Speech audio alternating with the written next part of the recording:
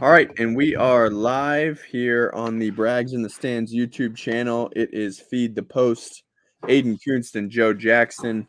Joe not here yet. He's going to be jumping in soon. But for right now, we got our co-host of Boilers in the Stands, Craig Bowers, jumping in here. So it's going to be me and Craig holding it down while Joe takes care of his business. But yeah, UConn, man, they're the national champions, 76-59 over San Diego State. In another dominating performance, really, by a team that simply hasn't been in a close game this tournament. They just rolled through the tournament. They've won every game by double digits, and they cap off a season in which really they beat every non-conference team on their schedule by double digits, and then they had this weird 8-game lull where they had 8 losses in the span of about a month. So pretty weird year overall, capped off by Danny Hurley and the UConn Huskies winning the championship. Yeah, it was interesting to me. Just like UConn had their ups and downs, but man, they the thing you have to say about them is they have elite shot makers. They have really two really good big men, and quite frankly, 2 big men that I think are both going to end up in the NBA before it's said and done. They're both really mobile. They can roll, they can post up, they can shot block. Both of those guys are really athletic in the low post, and like there was.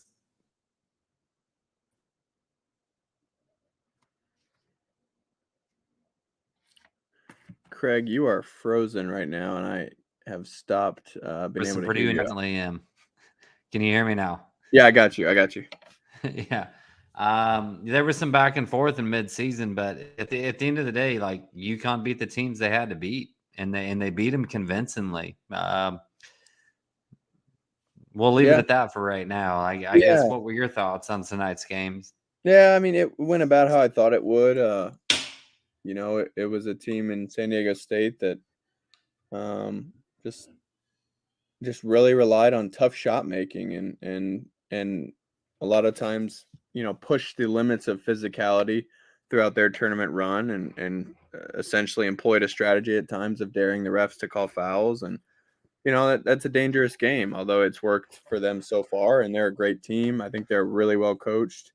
But it was just apparent, I think, from the jump tonight, maybe not from the jump, but pretty early on, that the size, mismatched the fact that one of their only sources of offense was trying to post up Caravan with a 4-man, and now you've got 2 guys posting up at times. Just a clunky offense that we knew that going in, but against an elite defensive team like this, the amount of shot, they could not score in the paint. And UConn was so big down there and just swarming. They know they can leave those shooters. They can swarm you. Tsunogo's a little underrated as a rim protector. Klingon is certainly properly rated. Everyone gives him his due in there. And Caravan comes in and helps. And they just kind of crash down on you, Andre Jackson. I thought they did that tonight, and San Diego State had so many opportunities in the lane. Maybe not a good shot because UConn contested, but just catching it in a pretty good spot. And they just weren't able to finish it over and over again. Finally, they make a run in the second half, and you think, okay, a little bit of game pressure. They haven't seen that all tournament. Are they going to kind of fold and just ripped off a 9-0 run, which I think was kind of instigated by some poor shot selection by the Aztecs. So Derek says lame championship game. Yeah, it certainly wasn't some of the ones we've seen in the past, but I think certainly the best team won. And yeah, this will probably eventually devolve into our pre-show conversation of comparing UConn to Purdue, but we should definitely give UConn their props here at the start. So Yeah. good for them. Well, and I think, the amazing thing to me is most of the year, the conversation around UConn has been in how adaptable they are offensively. But I think why UConn has been so good and why maybe I shortchanged them at times is like they are incredible defensively. Yes. And you can point to Ken Palm numbers, you can point to whatever, Haslam metrics or whatever other numbers you want to point to. All I know is when I watch a game, I think it gets overshadowed sometimes because UConn, some of these teams like San Diego State that are incredible defensively don't have very good offensive play on the other side, or even University of Texas at times. But man, UConn is just so good defensively. They can guard everything on the perimeter. They've got great shot blockers down low. Yeah, I like for as good as they are in terms of making a bunch of 3-pointers, having some post play, all that. I really have to lean to the side of the reason they in a tournament of upsets where they didn't have to face anybody better than a 5 other than Gonzaga, who we beat by 20 plus or whatever it was earlier in the season. Like the reason they survived was because they were elite defensively every single time they stepped on the floor. Yeah. Yep. And I think I gotta say I really going into this tournament, and watching them at times this season in the past, I've just not been a big fan of Danny Hurley. But boy, he's sort of made me a believer over this run. I think just the stuff that he runs to get Sonogo easy looks. I mean, our guy Painter gets a lot of love for that, and deservedly so. And there's a few up there in the country who I think can just generate easy looks for guys who can't necessarily do it on their own.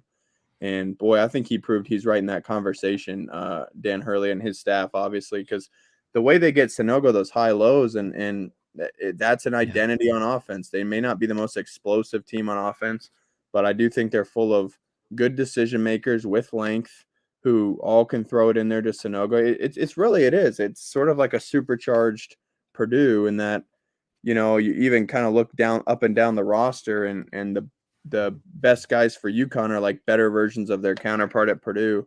Andre Jackson's like the super, version of Ethan Morton a little bit, and so it's interesting, man. They've really found a way to win despite, like you said, not having a guy who's just going to clear it out and go get one.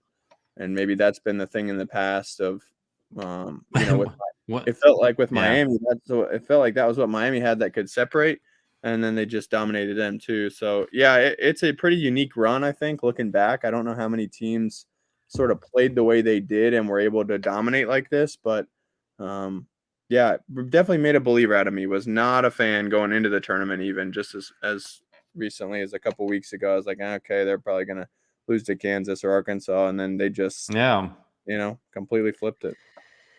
Well, I mean, the theme's kind of been over the last 4, 5, 6 years, or longer than that. Like, if you're going to go far in the tournament, you have to have guards that can go at you one-on-one and break you down. And I caught some heat during the middle of the game when I put something out on Twitter that was like, the amazing thing about UConn is they're doing this without having a dynamic athletic guard. And they don't. Like, I mean, Newton's a dynamic athletic guard in terms of like breaking people down to get other people their shot, but he's not necessarily creating his own shot. And like they don't have elite one-on-one players. They have 2 really good post players. They have a ton of length with a bunch of shot makers around the wings. And like you kind of said, and we talked about in the group chat, is like they're a supercharged version of what Painter wants to do. Like if you made every dude on Purdue's team if you made every guard and wing on Purdue's team 3 to 4 inches taller, just increase that length, maybe add a little bit more athleticism around the wing. Yeah. I mean, it's pretty close. And like Edie's a better post player than as good as UConn's post players are. Edie's an even better version of that. So, like, as Purdue fans, it's frustrating to me to watch it from the outside and be like, oh, like when that thought creeps in my head of like, you can't run through the post and then just put shooters around him and win a tourney. And then you watch a team like this that essentially did that. Like, they're not putting guys like Pack and Wong and ISOs and just saying go break somebody down. Like they're running actions, they're passing the ball around, they're knocking down threes, they're throwing in the post, and it's like that's who we want to be. Yep. They've just got a little bit more length and a little bit more athleticism to go with it. In Yeah. my mind, Yeah. I don't No. know if that's you alluded. Hadn't seen my Twitter comments weren't necessarily positive where that was going, so I wanted to clarify that a little bit more. But Yeah. um, It is as to interesting. I what mean, your thoughts were, yeah. I mean, I think certainly what you said is accurate, and the separator too is the bench. I think like being able to bring in Aline and Klingon and Calcaterra is so much better than what Purdue had this year. yeah, But yeah, I mean, it's really not that far off. I mean, I think they have guys um, who would never have the showing we had against FDU from a wide open three perspective. I mean, you think Caravan? I was looking today. He's made 53% of his unguarded threes this year. Caravan. It's like when that's your fifth option and he's the guy getting those wide open threes. I mean, come on. And you compare that to right, Purdue, who what is it, Ethan Morton or whatever, and I don't know the number, but yeah, it I don't know.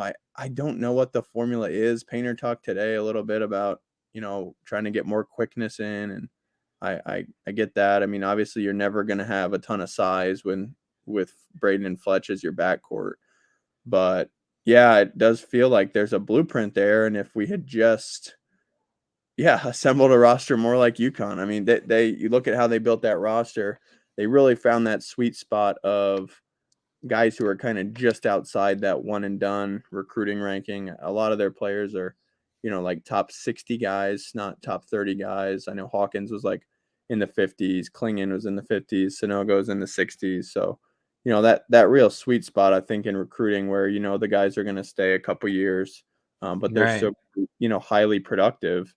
And I think they've done that, and then they filled in the gaps with transfers with Newton from East Carolina, who was really really good there. Calcaterra obviously coming in from I believe San Diego, and then Aline coming in from I think Virginia Tech last year. So yeah, like they had 5 really good guys that they developed. They said, okay, we're going to go out and get 3 productive old transfers that can play multiple positions, and really it was just kind of a masterclass on how to assemble a roster in the modern era.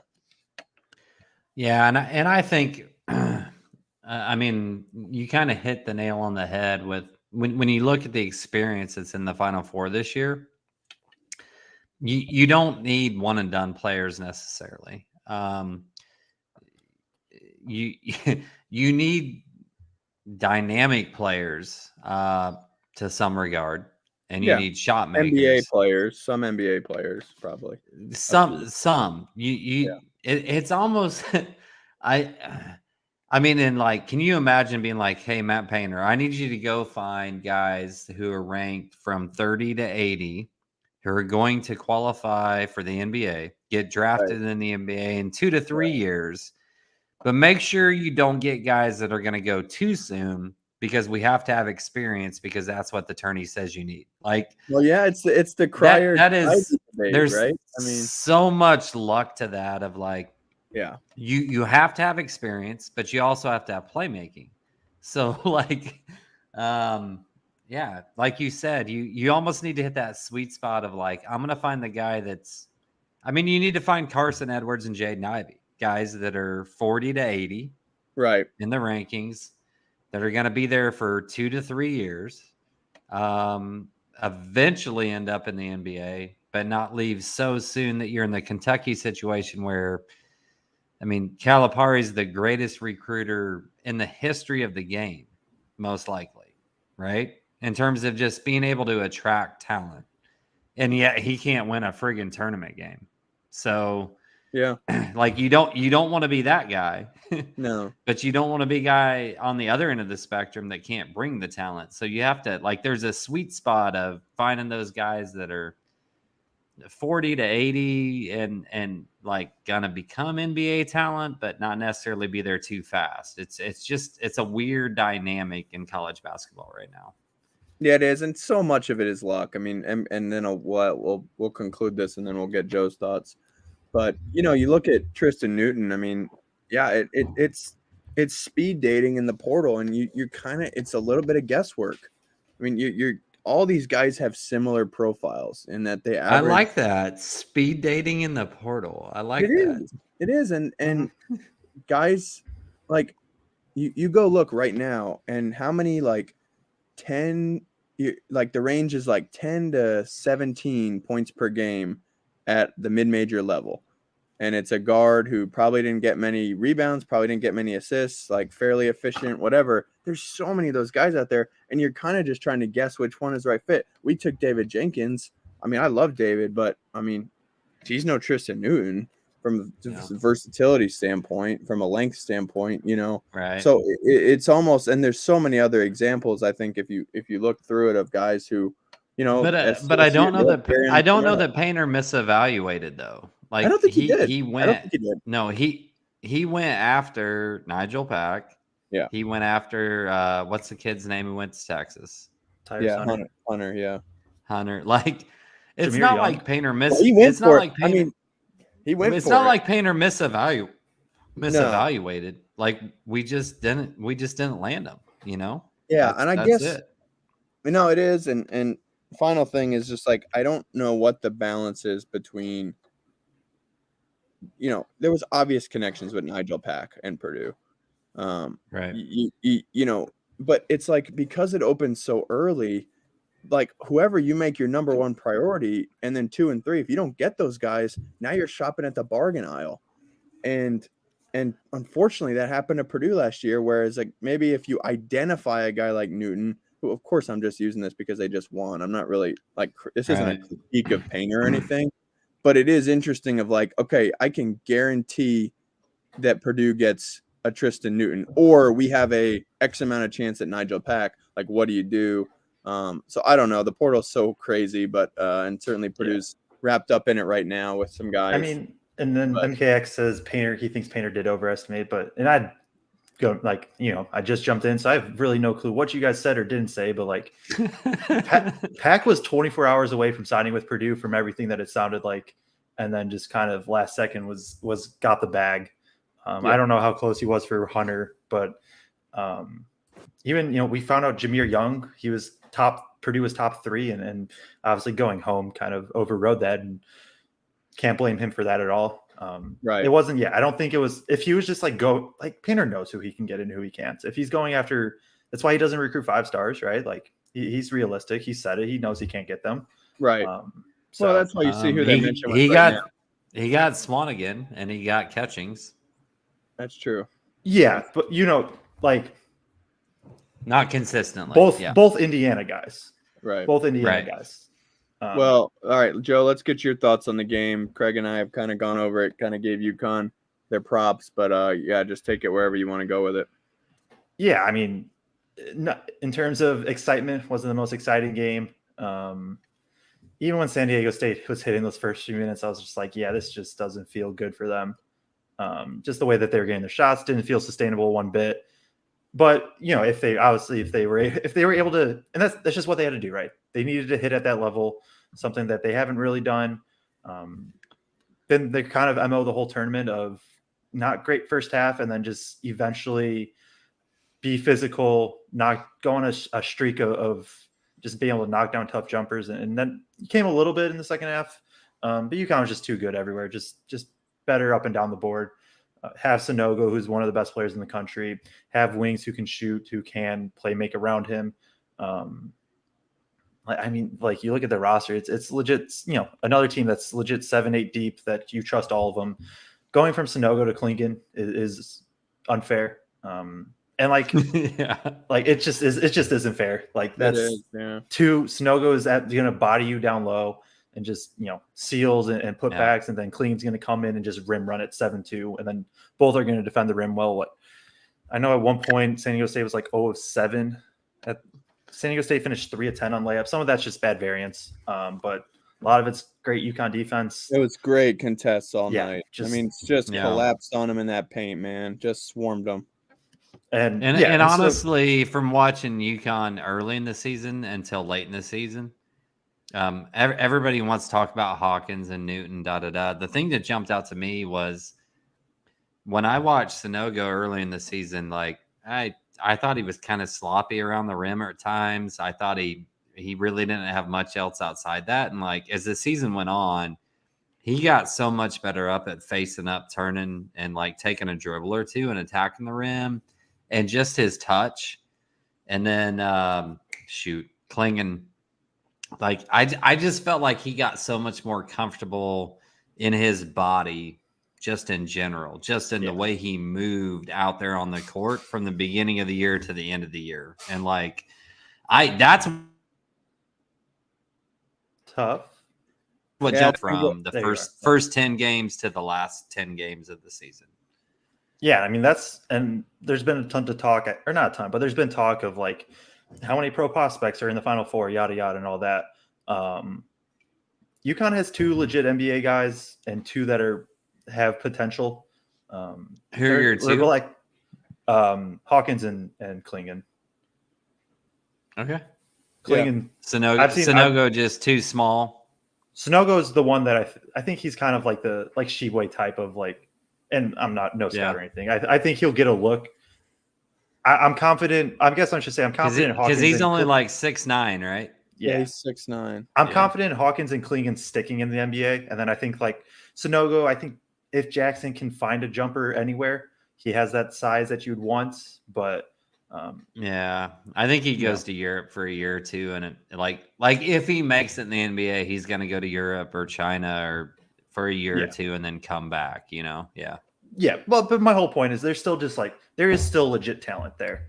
Yeah. Well, yeah, it's just absolutely. They were just like, and I know this was a down year in terms of top end talent for the college basketball as a whole, but like UConn they had that really bad stretch in the middle, and you can't just like when evaluating the season as a whole, you can't just take that month out. Like that's not fair. But also like besides that, they were just dominant everywhere. I think it was Lucas Harkins I know he does more Butler and stuff like that. Tweeted that I think UConn went 17-0 in non-conference and won every game by double digits, which is impressive. So and then they had that until the tournament. I'm just saying, like, who the F did UConn play in the tournament? Right? No, not they really. They played. Craig's breaking up here as he passionately makes an anti-UConn case. And even if you want to say who did, yeah, you're back. You're back. Go ahead. Make your point. Okay, make your point. I'm just saying UConn played one team that was higher than a 5 seed in this entire tournament, and that team was a WCC team that got blown out by a 1 seed that lost to a 16 seed. So like. I don't know. Shit, like stuff broke their friggin' way, dude. And like they faced like the most talented team they played the entire stretch was an Arkansas team who is way talented, 3 to 4 NBA players, but complete Jekyll and Hyde all year. And they got I don't know what is Jekyll or Hyde the good one? I can't remember. I don't know if either. I don't even know that reference. Like I know that's a thing, but I don't know what that is. You've never read the book about Jekyll and Hyde? Like never? No, I know it means like not consistent or whatever, but yeah, I get what you're saying. I just have no clue. I'm so old. No, you're not. That is like your point about that is true, but like, and I know it gets a little skewed, right? Because you increase in KenPom the more you win. They beat 5 straight top 25 KenPom teams, all by double digits. Like I don't think yes, they could have had a much tougher path. Maybe this is just like hindsight bias, but like who's better than them in the tourney? Bama? Nobody. They just won it, and here's the thing. Yeah. And by the way, they beat Bama by double digits. By the way, not that long ago. No. But 15, won by 15. Like I know, but I can name 5 teams that I think would beat them in a matchup. But okay, there's 5 teams that sure. Maybe you can make the case. I'm just saying if we're gonna go through like it's so matchup based right now, and I'm like there's teams who I think if you can eliminate their big play, if you can just eliminate their big men and what they do, like they didn't face a team this entire tournament that could match their big men. Gonzaga did with what's his name? What for a teams hot could minute. match their bigs? Who Period. could? That's my point. Who could? Like, Purdue? You don't think Edie can match their big man? You don't think No, Trace I think Jackson Davis, TJD can Well- match their big men? I think that's fair, but like, you it's did just- name 2 of the 3 best players in the country. well, hold on. You asked me Yeah. who? Yeah, exactly. Hold on. I named them. That's fair. I get the matchup point, but like that Indiana team got smoked by Miami, who got smoked by UConn. So at some point, That's my thing. That's matchups. I know, but when the margin Miami's guard play is way better than IU's guard play. I don't think that UConn's guard play is way better than IU's guard. No, I get that. At all. I get that. I would not look at that matchup and be like, UConn is going to kill IU's guard play. I would never think that. I think IU's big man play would match up with UConn's guard play or big man play. No, I see what you're saying. I'm just saying at some point, smoking all these teams has to come into factor. And like, I agree that Jackson Davis and Edie are better than Sonogo. Yeah. But that's it. That's where the buck stops with those teams. And you could argue Hood. Hunter Dickinson? Well, he's not even in the tournament. He's not even on a team right now. I'm just saying there's two people out out NBA there players that- with him and didn't make the tourney. Well, my argument's not that Sonogo Isn't that insane? Michigan has legitimately Michigan probably has 3 NBA players and didn't even make the tourney. Well, how about Penn State? And there's no team in the Final Four that has 3 NBA players. I know, it's crazy. Yeah. It's just really an indictment on Jawan, honestly, but that's a different conversation. But yeah, Craig, let's hear your 5 teams that would beat UConn. Not that who has a better. I mean, bid. I just threw that out there. Okay. So St. John's, because they did beat them. Okay. Providence. I mean, I can name the 5 teams that did beat them. Okay. Right? So then, All I within a guess month span. that's the thing that frustrates me is it's like they lost to bad teams. Like they lost to But some they lost them bad at the right teams. time. no, they happened to sustain. I get their- that. But like Kansas didn't lose to bad teams. Purdue didn't lose to bad teams. And it's like, how does that? Purdue did lose to a bad team at the worst time. A really bad team. Yeah. And I don't. Yeah. They did. Sorry. They lost the one in the tourney. Yeah, They you're lost right. to a really bad team. Yeah, they did. Yeah. I don't know. If the argument was to be, prior to the tourney. You were there. I'd hope you'd remember that game. honestly, I do. I'm happy for I you if you can't- don't remember. I think I I can't get it out of my head. Yeah. If the argument's that this UConn team would lose to most other championship teams, sure. I think, and that's a conversation. It's like, it's fun, but also like, it doesn't mean anything. yeah. But like, I mean, that I'm willing to hear, but I mean, they were the best team this year. But however way you look at it, they were the best team this year, and I think the only realistic cases for just pure better teams is Bama and Houston. Maybe Purdue, but Purdue had the worst loss in NCAA history. Not Purdue. So- Not Purdue. Yeah, maybe the other two. I mean, I'm just saying they deserve this championship. Texas, maybe, I guess. Right. But Again, no. like I would have liked to have seen Texas play them because I think they could have matched agree. up better. But I agree. I think they would have been a better matchup for sure. I think this is it from MKX Music. UConn was for sure the most balanced team, and I know you're like, yeah, their they guards can win. They can win many multiple ways. Yeah. I agree with that, and I think their 6th, 7th, 8th man were as good as anybody in the country, probably better. I mean, I know those guys don't stand out necessarily as just like, oh, they're studs, but I mean, those 3 guys, to be able to bring them off the bench, I think was really impressive. I think, yeah, They needed a team that could guard the post one-on-one, which I think an Edie, TJD, Hunter, big swinging arm guy could all do. I don't think Dickinson would match up great with Sonogo. in the post on defense. No, I mean, I don't trust. Okay, I don't trust I'm him as a not. defender. Would you let me finish my point? Yeah, My go bad. ahead. Go ahead. Okay. I'm just saying, put those 3 guys down low, and then let that team put everybody else around the perimeter and guard them, so that they had to dribble, drive, penetrate on you. Right. And then I don't think, and I just don't feel like they had to face that team the entire tournament. Well, they could do that. They certainly didn't have to face that team, who then also had the scoring punch on the other end. Because I think Right. San Diego State, to some extent, was that team. And honestly, watching the game tonight, I don't. But their center really- was like 3 inches shorter than Klingon. Well, yeah, Klingon, Most but I centers mean, will be. he played Sonogo okay tonight. I thought Mensa did, but again, like, he's going to get his. But I actually thought they did a decent job. It's just then the droughts. They had to win 11 minutes without scoring.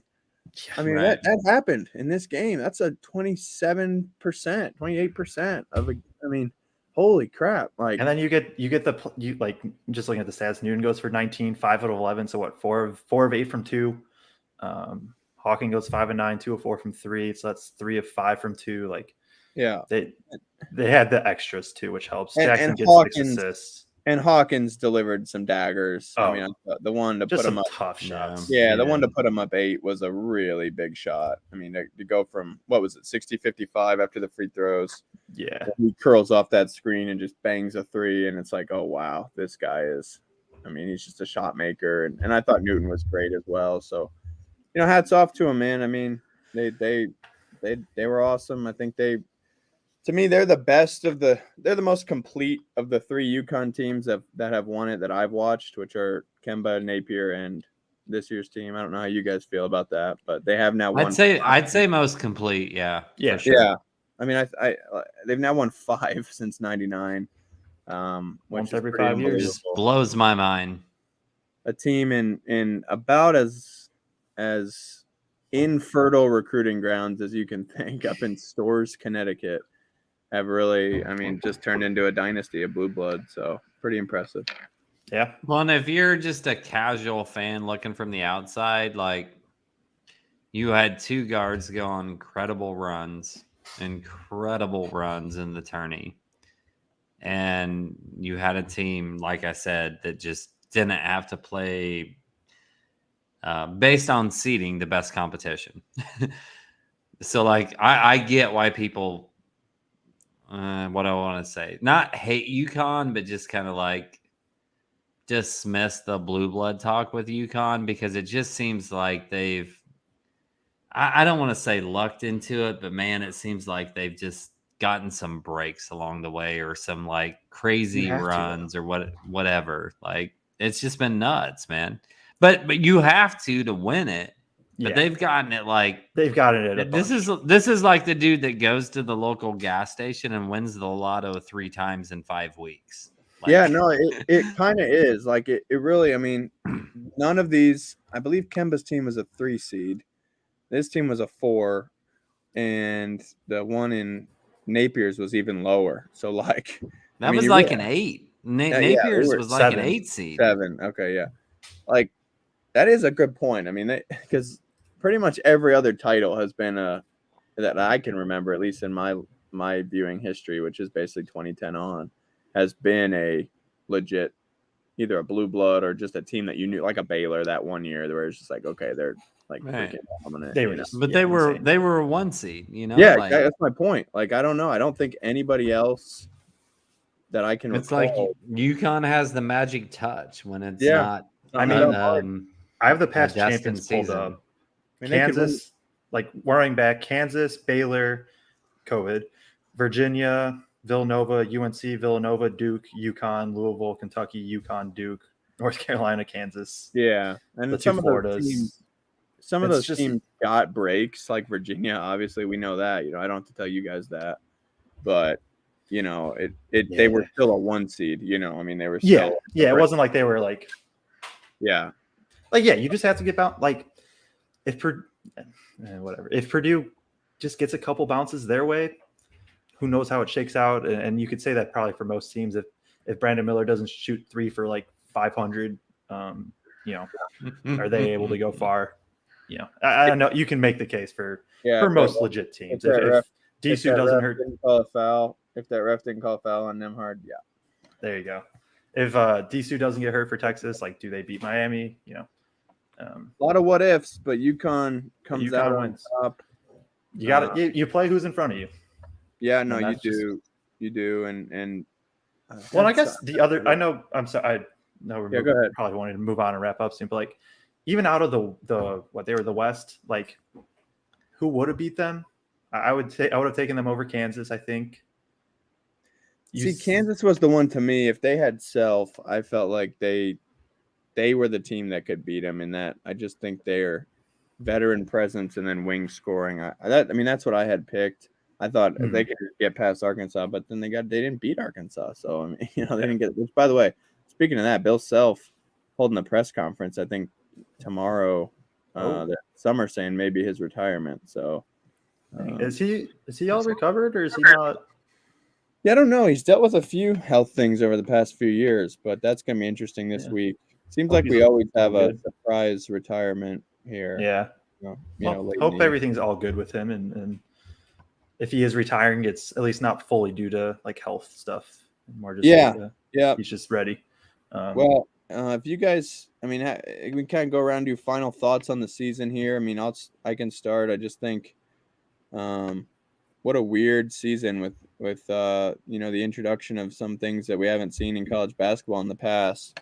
And I think, as Craig and I were talking about, the teams that figured out how to best balance player development and portal was UConn, and they had 5 guys who were homegrown, none of them were top 40 guys. All of them were kind of in that 40 to 100 range. They're homegrown guys, and then they supplemented that with Newton, Calcaterra, and Aidan. And so I think that was probably the best use of the portal this year, getting 3 quality guys, to go around your 5 homegrown guys. And then that's an 8-man rotation. That's a perfect number in March, as we saw. So it just felt like they really figured out the modern way to build a roster. And I think everybody else is either, getting out of coaching, trying to catch up ahead of the game. There's different variables here. I think we're going to see a lot. And certainly Bill Self and Tony Bennett, those guys, seems like they're not necessarily super thrilled about coaching in this new era of college basketball. So they may try to get out here in the future. But yeah, fascinating season, interesting season. Obviously disappointing one for us Purdue fans, but hopefully we're going to get back to it next year and be better for it. Yeah. This was, it wasn't, there wasn't as much top talent as most years. I enjoyed this year a ton, the parity, and obviously you do want to see the best teams late in the tournament, but also there's some enjoyment too of just like the FAU, San Diego State, like Miami goes on a heater. San Diego State just plays their style for enough and ugly, grind it down. FAU shows off the depth. I think there's just a lot of fun in that as well. It's going to be interesting for next year. Obviously we could predict our 2024 champion now just for fun, but it won't. Literally within 10 days, and with the transfer portal, it could be completely different. Yeah, true. So and that's just where it's going to be, right? Like who can win the portal while also still balancing. Like you saw Illinois this year try the full on portal, and it's not saying that can't ever work, right? Just fully going portal, but at some point you got to have some cohesion as well. But be able to find your pieces, like you said, that's going to be an interesting thing just to kind of balance for all coaches going forward. It's going to, I don't know. It's going to be interesting. You got some conferences moving or teams moving conferences. It's going to kind of shake things up there. But I'm excited for next year already. Like it's a 5 month off season, 6 month off season. So too long. Yeah, no matter what. That's for sure. Okay. You got anything? No, I'm currently trying to counter Ant Wright, like telling me that Hawkins and Jackson are ultra dynamic players. So, I'm good. Do we want to hit on? You have the starred comment. I don't know if you went through that already. Yeah, that was just talking Purdue. Walter Clayton Jr. from Iona is mentioning. I just wanted to We like to answer the fans here on Boilers in the Stands, Feed the Post, whatever the case may be. I think he's a really good guard. I had heard he was down to kind of St. John's where Patino is, and then Florida. But yeah, another guard at the mid-major level, mid-major plus level, you could say, with Iona that, averaged like 15 a game. So Purdue will get somebody. Painter said it today. He's going to get a combo guard who can take some pressure off Braden Smith, who's quick. I think that's kind of what we've all been asking for, as Purdue fans. So I think guy I kind of want is Jalen Cohn from Northern Arizona. I really like his game. So that's kind of maybe who I have my eye on. But again, it really – oh, yeah, Cryer, right. I forgot about Cryer. Yeah, if we can get Cryer, then I'm all in. I think Max Asmus wants to split time with the sophomore. Yeah, right. Who might be shorter than him. Yeah. No, I think he's probably good on that. What do you guys think about Colvin and or Heidi in the lineup next year? Feel like we need some athleticism / driving to the hoop. That comes from MKF's music. I assume over the offseason at some point we'll dive deeper into all this. I want to watch some more film on Colvin. I want to find some film on Heidi and what he only played 3 games the senior year, right? Because of the foot injury. Maybe even less.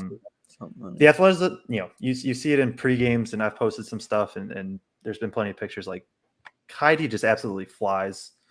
Colvin obviously flies in the same lineup. If that's what the question is, I guess if they're in the same lineup, then I'm confident because that means that Painter trusts them on defense enough. Would be my guess. That scares me.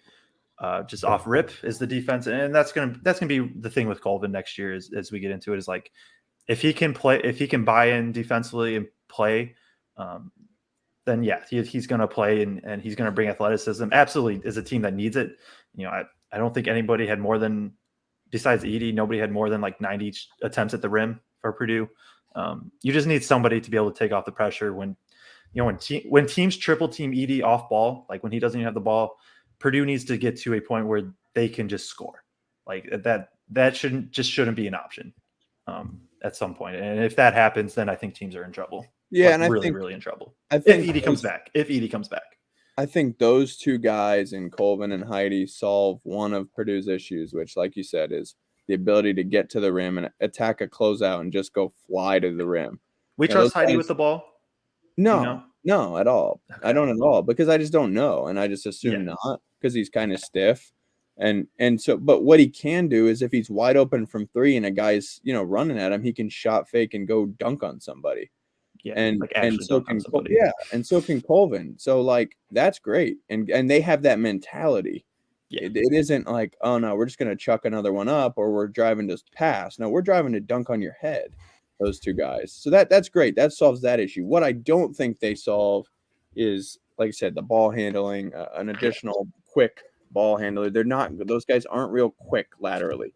They're explosive. And they are vertical athletes, but they are not necessarily ball handlers right now, and they're not necessarily, laterally quick. So that's a work in progress. They're not going to be perfect. Can we get some flashes? Can maybe one of them be consistent each game? You get one good game out of the both of them combined each game would be great. Yeah. I think rebounding should help. Absolutely. Not that we need a whole lot of that. That was one of our strengths this year, but some of that stuff would be great. And then who can you guard? If they can guard guys, they'll get on the floor, like you said. Oh yeah. And if not, then okay, then they just will have to wait out another year as they develop. But certainly excited for those guys. Really excited if we can get an established guard, maybe a little more established than David was in terms of at least playing the point, a little quicker. Maybe he has a little less, tough shot making. Maybe he's not beating every shot clock. But he can, drive, get in the lane, get by guys. Painter talked about it today with Andy Katz. Go listen to that, guys, if you haven't. Yeah. Because it's good to hear as a fan, as you said, Joe. It really is. It's comforting in that he recognizes the issues. He even alluded back to, what he talks about a lot, which was that period where he started taking like the highly ranked guys and athletes and kind of got away from what they did and then had to make a big change. And he was speaking about it in the same terms of like, okay, we've lost to 3 straight double-digit seeds. Like, change is needed. Something's got to change. So I'm glad he's thinking that way. I would expect him to. I'm not like, there was no world where I didn't expect that answer from him, but to hear it is nice as a fan. So I encourage you guys to check that out. 100%. Also, just need guys that can knock down shots. Yeah, absolutely. Would be cool. Like nice. We're hoping that this was a bad like this is just a bad Purdue shooting year and we get some regression. Like if Purdue, they're 32.2%, average would be, I can do this quickly. I know I can. Average was roughly 34%, we'll call it, from three for D1. So if they can, if they can be a 36% 3-point, UConn was 36% from three. Yeah, and Purdue, as Craig said, as a more dominant big. I'll tell you this about Jenkins and Smith. They were at the co-rec today giving out buckets. And that was pretty fun to watch. But, it was interesting. So, that'll do it for us unless you guys have anything else. Two things. Why not? Let's do it. Okay. Edey comes back. Purdue gets a solid guard. Where are they ranked preseason? Not that it matters, but where are they ranked? I'd say fourth. Fourth? I was going to say top 5. I assume I just think they might even be better than that. I just think some of the someone had them 5th today, so I think they're right up. They'll be right up there. Something I think they're just they're gonna be knocked. Yeah, but that was Goodman, and he doesn't know jack shit. So,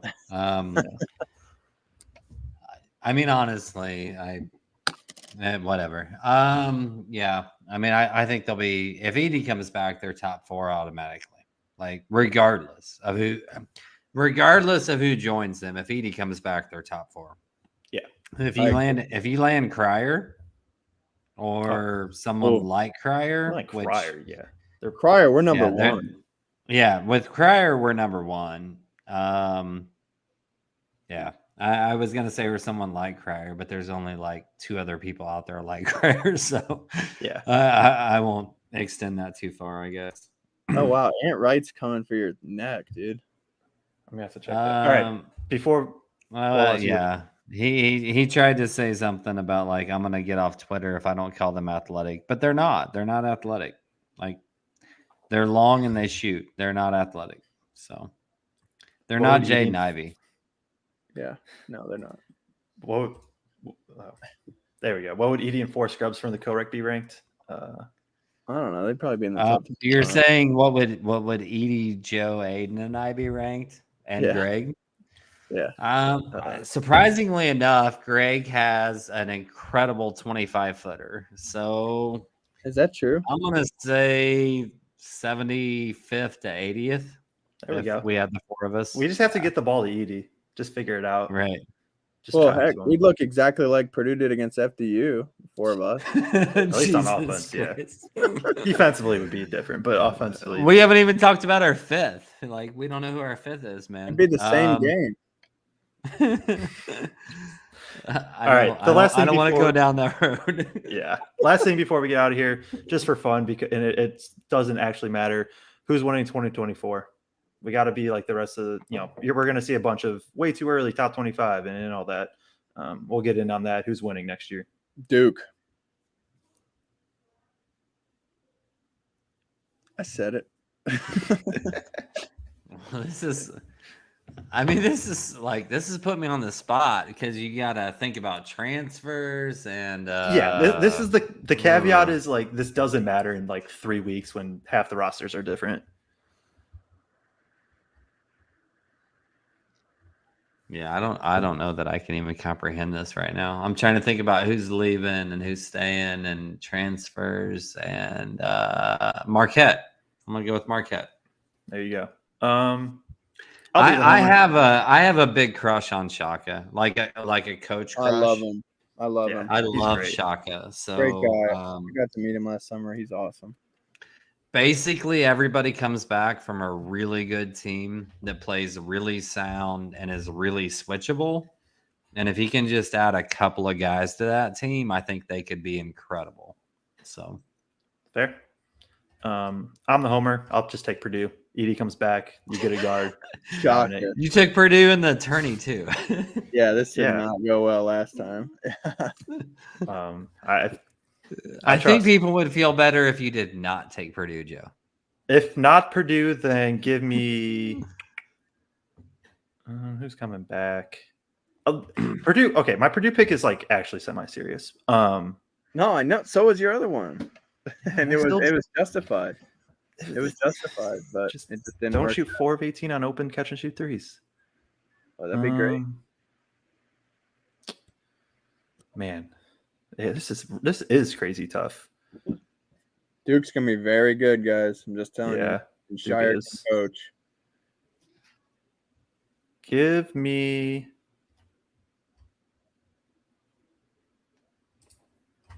Who do they return? No, they lose like everybody. Okay, that's tough. Oh man, this is tough. FAU, they return everybody. True. Give me Kansas. I don't know what the recruiting class is. I'm assuming it's pretty good. I don't know. They lose Dick and probably Wilson. Wilson's probably gone. Yeah, Wilson's Wait, gone. who'd they lose? Grady Dick. And they lose McCuller too. Ugh. Okay, I'll go Kansas. Why not? I'll ride with it. It was funnier how you said it the first time. I know. All right, that's probably enough of the show. Yeah, I think we're good. Okay. Yeah, hit the 50-minute mark here. And yeah, that's all we got. So our last show of the regular season here. It's been a pleasure all season. Yep. Checking in with you guys. Still got 12 people somehow riding it out here. Hopefully none of them are Purdue players after what I said about the FDU game. But yeah. Have a good night, everybody. Feed the post. Appreciate everybody. Yeah. Night.